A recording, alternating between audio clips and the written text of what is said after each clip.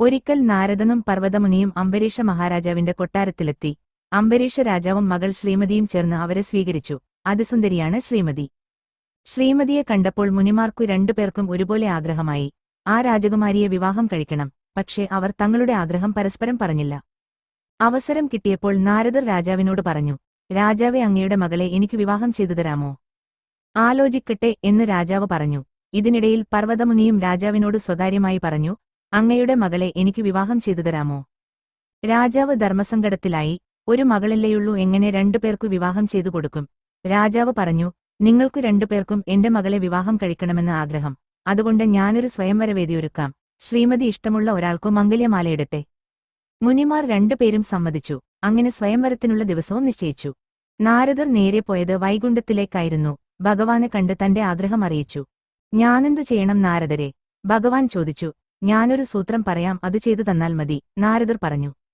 എന്തു സൂത്രം? ഭഗവാൻ ചോദിച്ചു. ശ്രീമതി ഞങ്ങളെ കാണാൻ വരുമ്പോൾ പർവ്വതമുനിയുടെ മുഖം കുരങ്ങന്റേത് പോലെയാക്കണം. അപ്പോൾ അവൾ എന്നെ വിവാഹം കഴിക്കും. നാരദർ പറഞ്ഞു. ശരി, അങ്ങനെ ചെയ്യാം. മഹാവിഷ്ണു സമ്മതിച്ചു.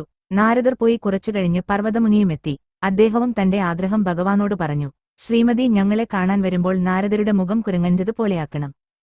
ശരി, അങ്ങനെ തന്നെ ചെയ്യാം. മഹാവിഷ്ണു അതും സമ്മതിച്ചു. പിറ്റേ ദിവസം രണ്ടുപേരും അംബരീഷന്റെ കൊട്ടാരത്തിലെത്തി. മഹാരാജാവ് ഇരുവരെയും സ്വീകരിച്ചു. മാമുനിമാരെ സിംഹാസനത്തിലിരുത്തി. എന്നിട്ടു ശ്രീമതിയെ വിളിച്ചുവരുത്തി പറഞ്ഞു, മകളെ, ഇവരിൽ ഒരാളെ നിനക്കു വിവാഹം കഴിക്കാം. ശ്രീമതി ഇരുവരെയും മാറി മാറി നോക്കി. ഈ രണ്ടു കുരങ്ങന്മാരെയും എനിക്ക് വേണ്ട, ശ്രീമതി പറഞ്ഞു. അച്ഛാ, ഞാൻ ഇവിടെ രണ്ട് വാനരന്മാരെയാണ് കാണുന്നത്, രാജകുമാരി പരിഭ്രമത്തോടെ പറഞ്ഞു. രാജാവിന് ആശ്ചര്യമായി. കുരങ്ങന്മാരോ? പർവ്വതനും നാരദരും ഉറക്കെ ചോദിച്ചുപോയി. മാത്രമല്ല, മറ്റൊരാളെക്കൂടി ഞാൻ കാണുന്നു. സുന്ദരൻ, സുമുഖൻ, സ്വർണനിറമുള്ളവൻ. എന്തൊരു ചാരുത! മഹാവിഷ്ണുവിനു മാത്രമേ ഇത്രയും സൗന്ദര്യം കാണൂ, ശ്രീമതി ആവേശത്തോടെ പറഞ്ഞു. പക്ഷേ അവർക്കാർക്കും ആ ദിവ്യപുരുഷനെ കാണാനും പറ്റിയില്ല. അവൾ ഓടിച്ചെന്ന് ആ ദിവ്യപുരുഷന്റെ കഴുത്തിൽ മാലയിട്ടു. അതോടെ രാജകുമാരിയെയും കാണാതായി. പർവ്വതമുനിക്കും നാരദർക്കും ദേഷ്യവും സങ്കടവും വന്നു. അവർ രണ്ടുപേരും കോപത്തോടെ വൈകുണ്ഠത്തിലെത്തി. വരൂ വരൂ, പുഞ്ചിരിയോടെ ഭഗവാൻ സ്വീകരിച്ചു. അങ്ങ് ഞങ്ങളെ വഞ്ചിച്ചു. ഇരുവരും കോപം നിയന്ത്രിക്കാനാവാതെ ഉറക്കെ പറഞ്ഞു. ഞാനാരെയും വഞ്ചിച്ചില്ല. നിങ്ങൾ രണ്ടുപേരും എന്നോട് ആവശ്യപ്പെട്ടത് എന്താണ്? കുരങ്ങിന്റെ മുഖമാക്കണമെന്ന്. ഞാനത് ചെയ്തു. മറ്റൊരാളെ അപമാനിക്കാൻ ശ്രമിച്ചാൽ താൻ സ്വയം അപമാനിക്കപ്പെടുമെന്ന് നിങ്ങൾക്കറിയില്ലേ? ഭഗവാൻ ചോദിച്ചു. ശരി, പിന്നെ അങ്ങ് എന്തിനു വേഷം കെട്ടി വന്ന് ശ്രീമതിയെ തട്ടിക്കൊണ്ടുപോയി? അവർ ചോദിച്ചു.